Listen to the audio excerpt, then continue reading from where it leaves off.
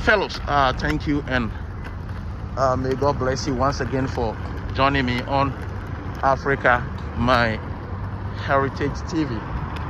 This, as usual, is your boy and your host, Kwame, the African Child. Please, if today is your first time on this great platform, then don't forget to hit on the subscription button to become a part of Africa My Heritage TV. And please, after subscribing, kindly also hit on the notification bell icon to enable you to receive alert on all new videos that we are going to upload on this great platform. And please like the video also to trigger the YouTube algorithm in promoting this particular content further. Please use the share button under this same video to share the video to enable you to go across other social media platforms. And please recommend Africa My Heritage TV to all your friends. Thank you, and may God bless you. So I'm still doing some jogging.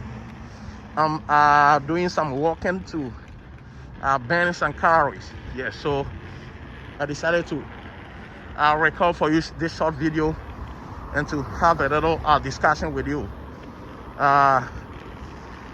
So I know most people by now are still asking. They are making inquiries with respect to what I thought is going to happen with the rest of the world if even this conflict between Ukraine and Russia comes to a close. See, so we are living in a volatile world. We are living in a world that is so fragile, and it can be broken into pieces in just a trigger of a button. You see, I sometimes do ask people. So continuously, we always sleep and wake up to countries buying weapons, countries buying military ammunitions, countries lifting their stockpiles in military arms. And sometimes you do ask yourself, what is the purpose of all these things that some of the countries are doing? But be with me that anytime that you would want to ask yourself this question, remember this popular quote: the best way to stay in peace, or the best way or the best approach to peace, is to prepare for war. So simply, other people also prefer to put it this way: if you want peace, prepare for war. If you want peace, prepare for war. So personally, I'm one of the person who follows the international news. I follow the international trends, yes, because we are living in a world that if you don't stay updated, you are going to be late behind, you see. So I follow all the international news in any single day that the creator is going to give to me, because I want to make sure that nothing is going to happen without me knowing of it, without me having idea or knowledge of it. So from the day go, when I got to know that the Russian army is doing some war games with Belarusian or Belarus, I said this isn't a war games. I said from the day go that this isn't a war games, but it is a preparation towards Russia having the opportunities and leverage to invade Ukraine. So I wasn't that surprised when I woke up and realized that what I was thinking about, what I dreamt of, what I anticipated and projected has come into being. You see, so I'm not sure this is going to be the last one. I believe a lot is going to follow, because, as I said, even today, in our recent times, even all the small countries are buying weapons. Even the smaller countries, they are all buying weapons. So ask yourself, what are they going to do with these weapons? Are they at war with their neighboring countries, or who are they at war with? You see, because how many military insurgency do we have in Africa? Sometimes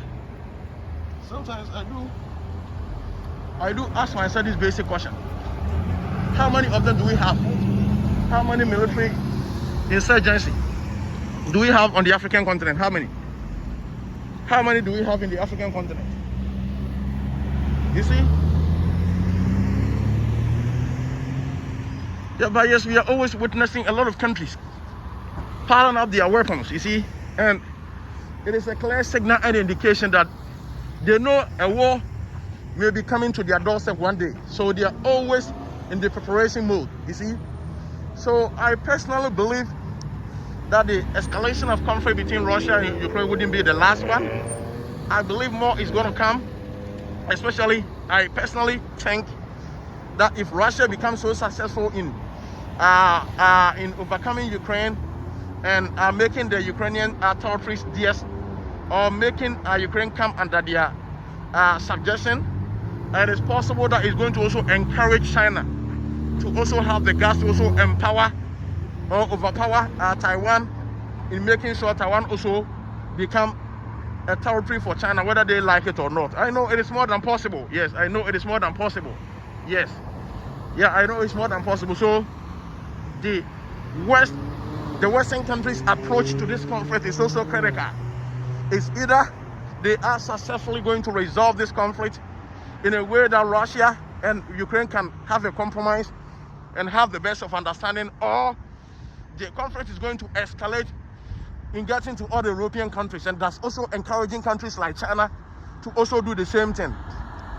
And I'm also doing a projection that I wouldn't be surprised that at this same time that Russia is doing everything possible to overpower Ukraine and to bring Ukraine to a subjugation, Chinese people or the Chinese army can also rise up to also decide to also overcome Taiwan and to also be in peace with Taiwan, as that has been their target and goal for all these years. It is possible. I believe it can also happen this same time that the Russians are also trying to do the same thing. Because mind you, if we are looking at the socialist economies in the world, or if we are looking at the socialist powers across the globe, the two main countries that is representing the socialist countries is China and Russia. Yes, even though we have other socialist countries, but the two main countries that is like leading, especially when you mention of democracy, we know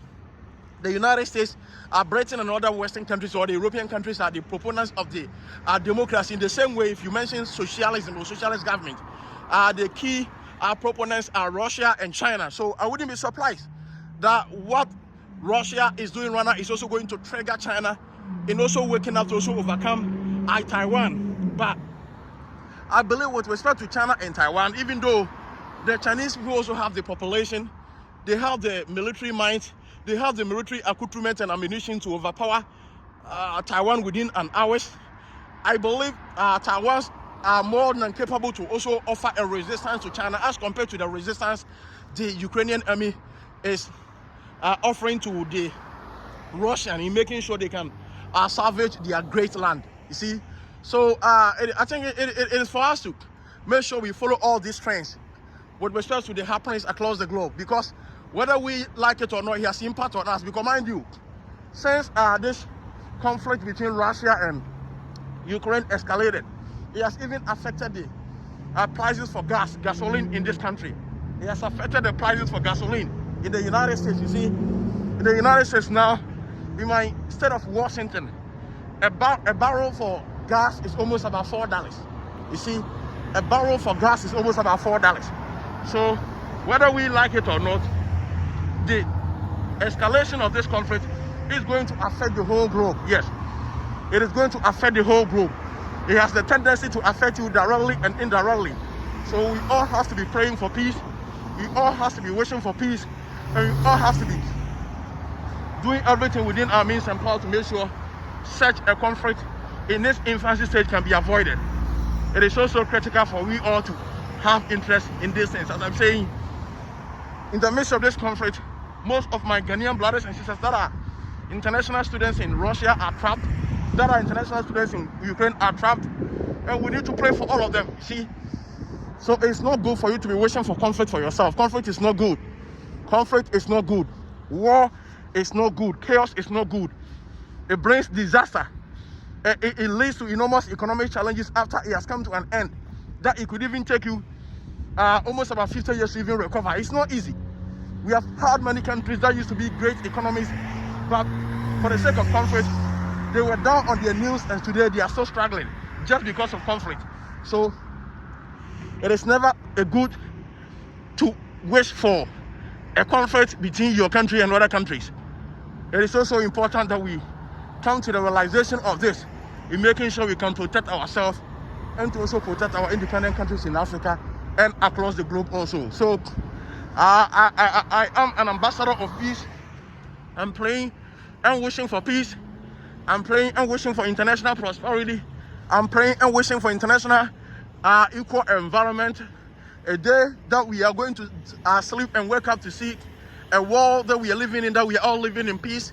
Even though I know it's not possible and it's never going to be possible. Yes, I know it's not possible and it's never going to be possible, because whether you like it or not, most of the countries sharply disagree with one another in the way they practice their economic activities, the way they are arming their military, and the way they are even doing their trading. So it is not possible for the world to become one. But it is possible for us to live in peace, live in harmony, live in tranquility. So I'm praying on all my brothers and sisters to be able to have this mindset. You see, it is also critically important for us to do this. Yes, it is also critically important for us to do this in preventing a future conflict and in preventing a future chaos and disaster. Thank you, and may God bless you for joining me on Africa, my Heritage TV. As I said, this as usual was your boy and your host, Kwame, the African Child. Please, if today was your first time joining this great platform, don't forget to hit on the subscription button to become part of Africa, my Heritage TV.